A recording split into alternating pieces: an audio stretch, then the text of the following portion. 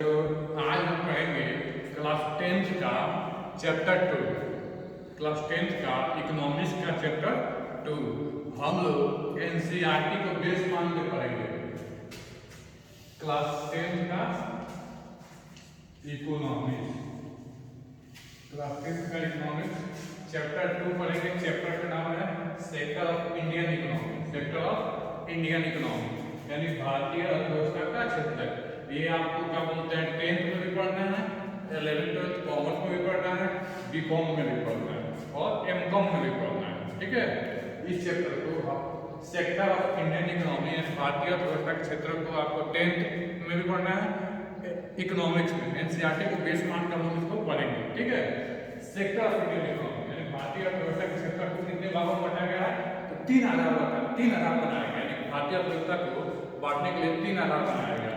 पहला बनाया गया है on the basis of nature of economic activity यानी कि on the basis of nature, on the basis of employment यानी रोजगार, और on the basis of ownership यानी कि इसको हम बोलते हैं हिंदी में स्वामित्व के आधार पर। स्वामित्व के आधार पर इसको हम लोग बोलते हैं रोजगार। रोजगार के आधार पर इसको हम लोग बोलते हैं प्रकृति के आधार पर। इसके आधार पर प्रकृति के आधार पर, प्रकृति के आधार पे सेक्टर को तीन भागों में बांटा गया। प्रकृति के आधार पर सेक्टर को तीन भागों में बांटा गया है, primary sector, secondary sector, tertiary sector यानी कि प्राथमिक क्षेत्र, द्वितीयक क्षेत्र और तृतीयक क्षेत्र। प्राथमिक क्षेत्र में एग्रीकल्चर आता है, प्राथमिक क्षेत्र में एग्रीकल्चर आता है, डेयरी आता है, फिशिंग आता है और फॉरेस्ट्री आता है। यानी कि प्राथमिक क्षेत्र में डेयरी आता है, फिशिंग आता है, एग्रीकल्चर आता है और फॉरेस्ट्री आती है। सेकेंडरी सेक्टर को हम मैन्युफैक्चरिंग सेक्टर बोलते हैं। सेकेंडरी सेक्टर को हम मैन्युफैक्चरिंग सेक्टर बोलते हैं, जिसमें पंखा का निर्माण, भवन का निर्माण, बैग का निर्माण, किताब कॉपी का निर्माण यानी कि किसी भी चीज को अगर हम निर्माण करते हैं, फिनिश गुड बनाते हैं, तो उसे हम लोग किस सेक्टर बनाते हैं, sector of Indian, sector of secondary. Tertiary sector को हम लोग सर्विस सेक्टर बोलते हैं। टर्सरी सेक्टर को हम लोग सर्विस सेक्टर बोलते हैं। जैसे फिल्म मेकिंग, फिल्म मेकिंग भी क्या है, सर्विस सेक्टर में आता है। Chartered accountant, advocate, doctor, teachers ये सब आते हैं टर्सरी सेक्टर में। अब हम बात करेंगे रोजगार के आधार पर यानी on the basis of employment.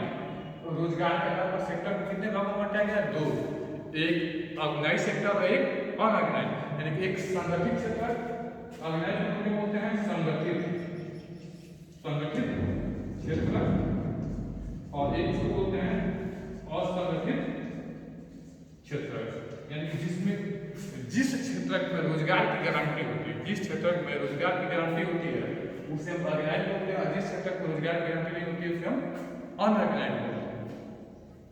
अब है स्वामित्व के आधार पर। इसके आधार पे स्वामित्व के आधार पे सेक्टर को तीन भागों में बांटा गया। कितने भागों में बांटा गया, तीन, पब्लिक सेक्टर, प्राइवेट सेक्टर और ज्वाइंट सेक्टर। पब्लिक सेक्टर में उद्योग धंधे पर स्वामित्व सरकार का होता है, जैसे बीएसएनएल, एलआईसी, ये सब, रेलवे, इस सब पे किसका स्वामित्व है, इसीलिए जो रोजगार सरकार के द्वारा लगाया जाता है पब्लिक सेक्टर में आता है। दूसरा प्राइवेट सेक्टर। प्राइवेट सेक्टर में उद्योग धंधे पूंजीपतियों यानी कि जो क्या बोलते हैं पब्लिक सेक्टर के लोग होते हैं उनके द्वारा होता है, जैसे Airtel, Vodafone, Reliance, Oppo, Vivo, Samsung, ये सब प्राइवेट सेक्टर की कंपनियां। ज्वाइंट में जो क्या बोलते हैं पब्लिक और प्राइवेट सेक्टर मिलकर जो काम करते हैं उसे हम ज्वाइंट सेक्टर बोलते हैं। उम्मीद करते हैं यह वीडियो आपको पसंद आया होगा। चैनल का नाम है केतु भैया कॉमर्स वाले, चैनल का नाम है केतु भैया कॉमर्स वाले। चैनल को सब्सक्राइब करें, लाइक करें, शेयर करें, और साथ ही अभी हमने पढ़ा है क्लास 10th का इकोनॉमिक्स का सेकेंड चैप्टर, क्लास 10th का इकोनॉमिक्स का सेकेंड चैप्टर। इसके बाद हम लोग पढ़ेंगे क्लास 10th का इकोनॉमिक्स का थर्ड चैप्टर, फोर्थ चैप्टर और फिफ्थ चैप्टर। ऐसे ही हम एक एक चैप्टर करके इकोनॉमिक्स का क्लास 10th का पढ़ेंगे, और ये चैप्टर आपको पढ़ के उम्मीद करते हैं समझ में आया होगा और अच्छे से आप इसको नोट डाउन कर लेंगे। मैं कुछ देर के लिए साइड हटता हूँ, आप लोग क्या बोलते हैं इसको नोट कर लें। और चैनल का नाम है चैनल का नाम है केतु विहार कामत वाले, केतु विहार कामत वाले। इस चैनल को सब्सक्राइब करें, और आपको इस चैप्टर से रिलेटेड नोट चाहिए, यदि इस चैप्टर का रिलेटेड नोट चाहिए तो इस नंबर पे आप व्हाट्सएप कर सकते हैं। अगर इस चैप्टर के रिलेटेड आपको नोट चाहिए इस नंबर पे आप कॉल कर सकते हैं। अगर आपको 10 से रिलेटेड, अगर आपको 10 से रिलेटेड कोई भी चैप्टर का नोट चाहिए तो आप इस नंबर पे मैसेज कर सकते हैं, आपको इकोनॉमिक्स का नोट्स मिल जाएगा। Thank you. जय हिंद दोस्तों, जय हिंद बच्चों।